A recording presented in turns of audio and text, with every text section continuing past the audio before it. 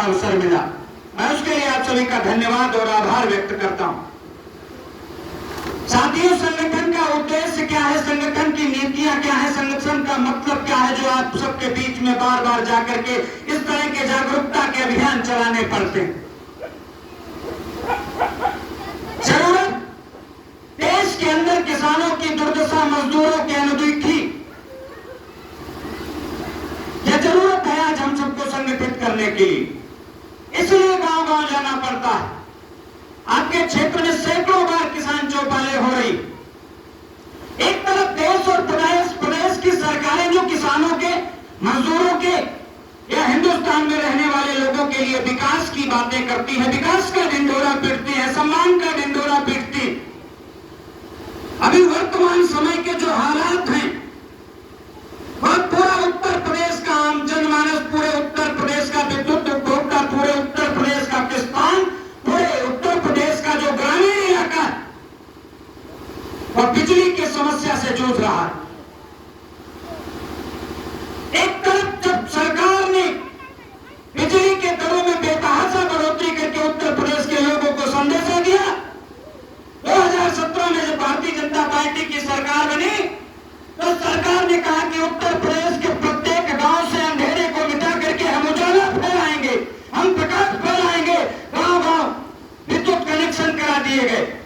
विद्युत कनेक्शन कराने के बाद 18 घंटे बिजली देने के नाम पर बिजली की दरों में बेतहाशा बढ़ोतरी कर दी गई कि हम ग्रामीण क्षेत्र में 18 घंटे बिजली देंगे, और केवल बिजली देने के नाम पर बिजली की दरों में बढ़ोतरी नहीं करी गई, बल्कि आप सबको याद होगा श्यामो शुक्ला कोई बनावटी भाषण नहीं देंगे। श्यामो शुक्ला इस गांव की मिट्टी में पैदा हुए हैं, गांव की पगडंडियों में अपने घर के आंगन को टपकते हुए छप्पर की बढ़ोतरी को हमने देखा, अपने गांव के लोगों की मजबूरी, लाचारी, बेबसी को हमने देखा। केवल सरकार ने 18 घंटे बिजली देने के नाम पर बिजली की दरों में बढ़ोतरी ही नहीं की, बल्कि आप सबको याद होगा हमारे गांव में जो सस्ते गल्ले की दुकान होती है, वहां प्रत्येक महीने में 1 लीटर और 2 लीटर मिट्टी का तेल मिलता था। अगर हमारे गांव में गरीब मजदूर कोई इन्वर्टर, सोलर नहीं लगा सकते तो अपने घर में डिब्बी और लालटेन में मिट्टी का तेल डाल करके जला लेते थे। सरकार ने उस मिट्टी के तेल को भी बंद करने का काम कर दिया। अगर आज बिजली हमारे घर में ना आए तो रात में या तो मोबाइल के सहारे खाना खाया जाता है, और या तो फिर दिए में कड़वा तेल सरसों का जलाया जाता है। गलत तो नहीं कह रहे, लेकिन आज जब बिजली की आवश्यकता है, हमारे घर में रहने वाली बहन, बेटियां, महिलाएं, बुजुर्ग जो घर के बाहर नहीं निकल सकते, हाँ हम पुरुष, हमारे घर के जो आदमी है, तो गर्मी में कोई बाग में निकल जाता है, कोई चौराहे पर, कोई तिराहे पर, कोई कहीं जाकर के बैठ रहता है। लेकिन हमारे घर की महिलाएं, बच्चे और असहाय जो बुजुर्ग हमारे घरों में बीमार पड़े हैं, वह कहां जाएंगे? उनको आज बिजली की आवश्यकता है। बिजली व्यक्ति के जीवन की एक जरूरत बन गई है।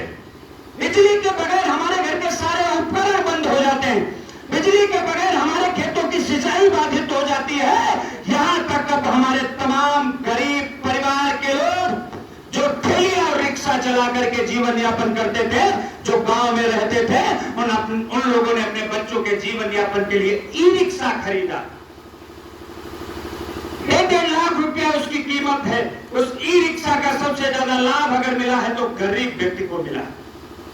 बुलेट ट्रेन चल गई, मेट्रो ट्रेन चल गई, आगरा एक्सप्रेस वे बन गया, यमुना एक्सप्रेस वे बन गया, गंगा एक्सप्रेस वे बन गया, 4 लाइन बन गया, 6 लाइन बन गया, बड़े बड़े रोड और बड़े बड़े हाईवे, बड़े बड़े रेलवे स्टेशन बन गए। लेकिन आपके गांव से जाने वाला भी गांव का कच्चा रास्ता और रास्ते पर चलने के लिए कुछ साधन सरकार मुहैया नहीं कर पाई। तब मेरे ही घर के लोगों ने, मेरे ही परिवार के लोगों ने कर्ज लेकर के, उधार लेकर के, ब्याज लेकर के 1.5 लाख रुपया का ई रिक्शा खरीदा। उनका सपना था कि हम अपने बच्चों का पेट भी चलाएंगे और अपने घर के लोगों को उनकी मंजिल तक भी पहुंचाएंगे। आज उनके ई रिक्शे भी खड़े, आज वो भी नहीं चार्ज कर सकते, गांव में बिजली का अभाव। और अभी 4 दिन पहले उत्तर प्रदेश के जो ऊर्जा मंत्रालय के अध्यक्ष हैं, आईएएस अधिकारी डॉक्टर